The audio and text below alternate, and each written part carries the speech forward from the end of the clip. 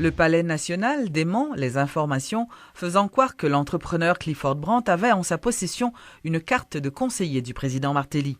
Selon le porte-parole de la présidence, Lucien Jurat, le badge que détenait le présumé kidnappeur Clifford Brandt est faux. M. Jurat a fait remarquer que la carte retrouvée chez M. Brandt est totalement différente de celle utilisée par le Palais national. Première précision que la présidence a portée, c'est que badge conseiller présidence, il n'y a pas de couleur rouge. Or, ça n'a pas regardé là, son badge de couleur rouge. Nous tout ouais au départ que couleur badge pas même. N'a regardé deuxième remarque extrêmement importante, côté nous une petite flèche dans sortir. Il dit nous que ça n'a pas figuré sur aucun badge conseiller la présidence. Ou pas une très blanche ça qui écrit unité de sécurité présidentielle. On badge la présidence, pas gagné. Barre ça là-dedans, nous pas gagné. Trace blanche ça. Troisième remarque, c'est que logo yo sous badge ça, yo inversé dans le logo badge conseiller présidence là yo.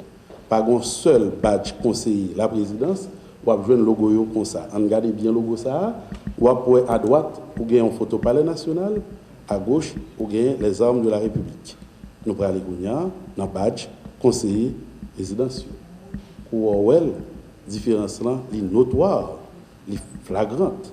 Ou gagner les armes de la République à droite et ou gagner le logo palais national là à gauche. Nous révéler pour rectorat pas moins de 7, mais vraiment 7 failles majeures. Envers ce badge là, le NIF qui figure dans ce badge 003-971-822-9, ce NIF n'existe pas. Nous avons un journaliste qui a une capacité pour mener un petit casse plus loin, recherche, nous sommes capables toujours à le faire recherche.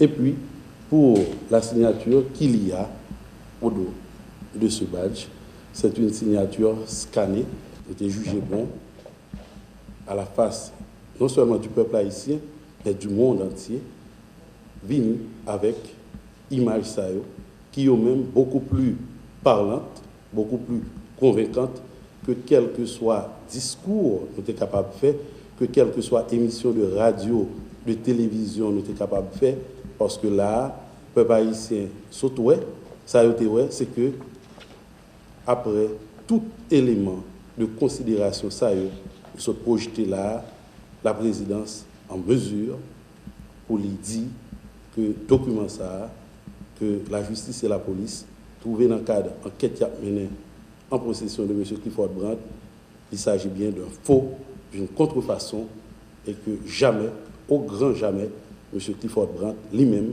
il n'a jamais gagné un titre de conseiller à la présidence, il n'a jamais été conseiller président Michel-Joseph Martelly. Un individu non identifié qui braquait des passants a été abattu par un particulier non loin du ministère des Finances. C'est ce qu'a révélé le porte-parole de la police nationale, Franz Lerbourg. Ce dernier a fait remarquer que, contrairement à certaines informations, le jeune homme qui a été tué n'est pas un étudiant. Le juge Gabriel Ambroise, qui faisait les constats, n'a pu établir la véritable identité de cet homme, à savoir si oui ou non il était un étudiant. D'après diagnostic médecin fait que sont individus qui mourraient par suite de projectiles reçus. Mais l'individu n'est pas identifié. Moi qui vous parle, je ne peux pas lui attribuer la qualité d'étudiant. Et je ne peux pas dire non plus qu'il n'est pas étudiant. Il n'a aucune identification, il n'est pas identifié et personne n'est en mesure ou encore n'était en mesure de donner des informations sur son identification. Il a reçu combien de projectiles? Bon, apparemment, j'ai vu 3 orifices sur le corps.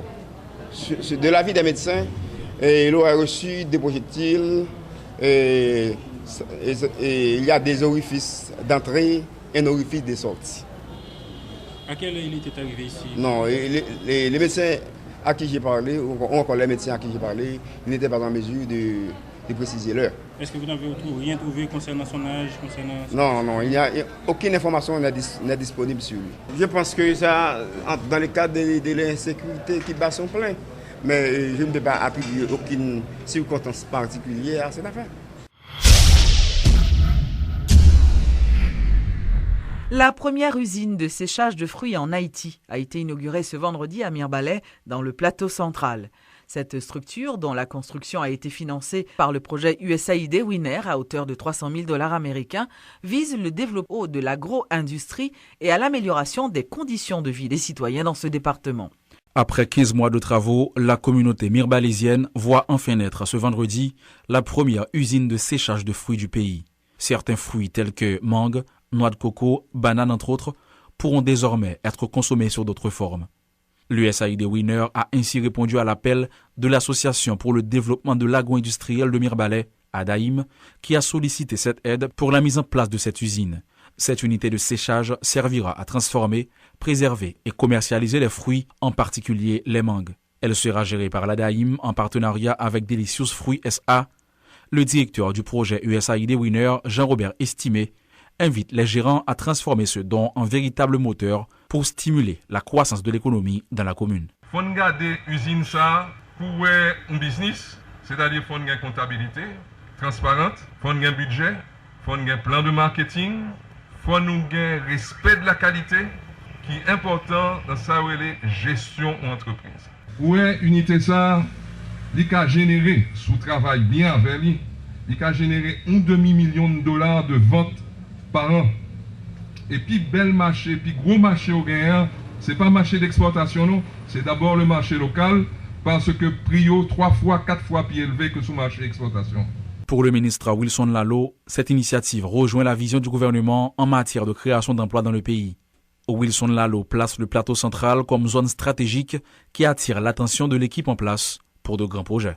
Parce que nous croyons que zone ça a vocation pour lui servir de locomotive à l'économie haïtienne, par rapport à ça, par rapport à ça, nous connaissons l'information que nous collectons, des recherches que nous faisons sur les zones pays, côté nous appuyer effort pour nous relancer l'économie haïtienne. Nous connaissons que le plateau central va vraiment jouer un rôle majeur dans la question ça, par positionnement. Cette usine de séchage de fruits peut produire 6 000 livres de mangue séchés par trimestre pour le marché local et pour l'exportation. 35 emplois directs et 89 141 autres emplois indirects seront créés. Une bonne gestion de cette unité permettra à l'Association pour le développement de l'agro-industriel de Mirebalais de générer environ 70 000 $ par an. Les ministères de l'Agriculture et de l'Environnement ont organisé un atelier de travail dans l'objectif d'élaborer un projet de loi cadre sur la structuration des comités de gestion des bassins versants.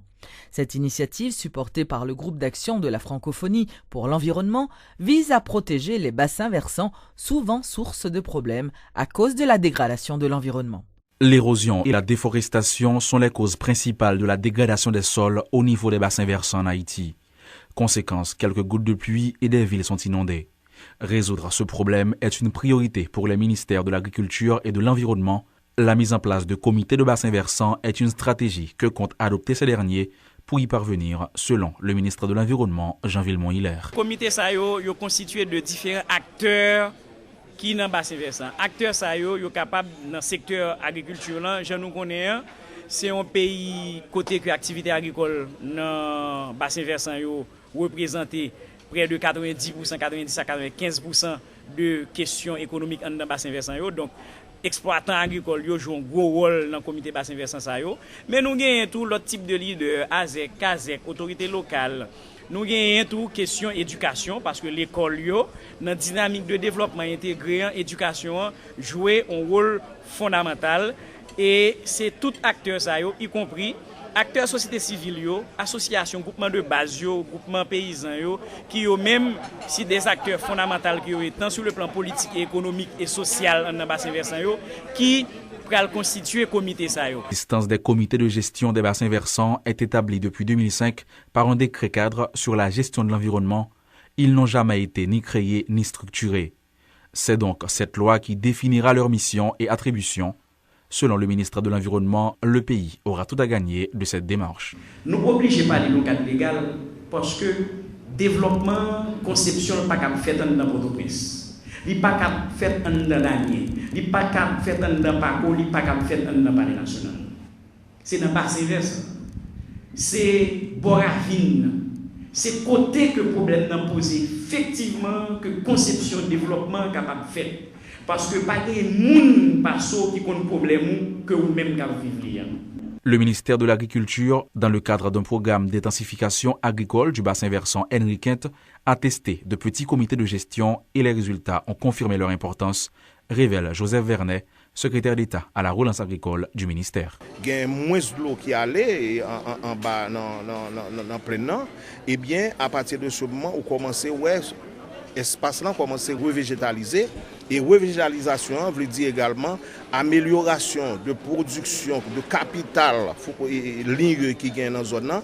Et également, comme impact, on va gagner, soulever une amélioration de richesse environnementale, une amélioration de richesse économique et une amélioration des conditions de vie de population qui vivent, que ce soit en amont bassin versant, que ce soit en aval. Haïti compte une trentaine de bassins versants qui attendent d'être reboisés afin d'être réellement profitables à l'agriculture. Moins d'1% de couverture forestière pour un pays qui en comptait 60% en 1925. La situation est donc plus qu'alarmante.